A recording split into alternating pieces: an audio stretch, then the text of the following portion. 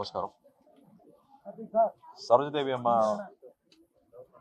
சின்ன வயசுல இருந்து பார்த்துருக்கோம். அவங்க ஒரு பெரிய ஐகான்.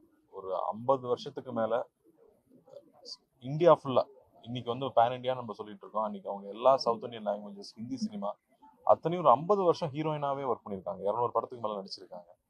அவங்களோட இன்ஃப்ளூயன்ஸ் வந்து அவங்க சமகாலத்துல பப்ளிக் மேலேயும் சரி, மற்ற ஆக்டர்ஸ் மேலேயும் அவங்களுக்கு இருந்து இன்ஃப்ளூயன்ஸ் அவ்வளோ. அபிநய சரஸ்வதி, கன்னடத்து பையங்களின்னு எல்லாரும் வந்து அப்படி அவங்கள ரசிச்சிருக்காங்க. அண்ட் அப்ப இருந்து எல்லா சூப்பர் ஸ்டார்ஸ் கூடயும் அவங்க ஹீரோயினா நடிச்சிருக்காங்க. அப்படி எந்த ஆக்டருமே அந்த மாதிரி நடிச்சதே இல்லைன்னு நினைக்கிறேன்.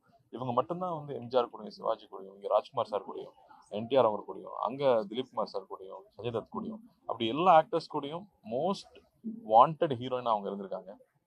எங்களோட பாக்கியம் ஆக்டர் அசோசியேஷன்ல இருக்கும்போது இன்ஃபேக்ட் மந்த்லி ஒன்ஸாவது கூப்பிட்டு பேசுவாங்க. எப்படி போயிட்டு இருக்கு, எப்படி ஒர்க் பண்ணிட்டு இருக்கீங்கன்னு பேசுவாங்க. அந்த மாதிரி அவங்க கூட இன்ட்ராக்ஷன் கிடைச்சதுதான் எங்களோட பாக்கியம். அவங்களோட எக்ஸ்பீரியன்ஸ் எங்க கூட ஷேர் பண்ணியிருக்காங்க.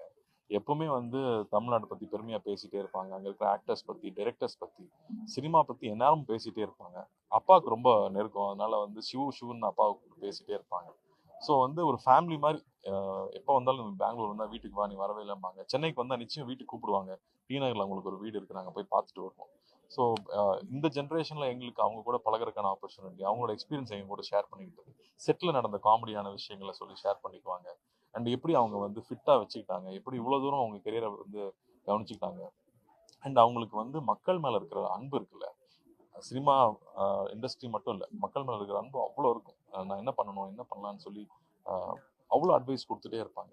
இன்னைக்கு அவங்க ரொம்ப மிஸ் பண்ணுவோம். ஏன்னா அந்த பில்டிங் முடியும் போது அவங்க வரணும், அவங்களோட எக்ஸ்பீரியன்ஸ் எல்லாம் எங்க கூட ஷேர் பண்ணணும், நாங்கள் அதை ரெக்கார்ட் பண்ணி வச்சுக்கணும்னு ரொம்ப ஆசைப்பட்டோம். இவ்வளோ சீக்கிரம் அவங்க பிரிஞ்சு போவாங்கன்னு எதிர்பார்க்கவே இல்லை. ஆனால் அவங்க ரொம்ப நிம்மதியாக போயிருக்காங்கன்றது ரொம்ப சந்தோஷமா இருக்கு. அவங்களோட அவ்வளோ பேரோட மனசுல அவங்க நிறைஞ்சிருக்காங்க, எப்பவுமே இருப்பாங்க. அவங்க ஆத்மா சாந்தி அடையணும்.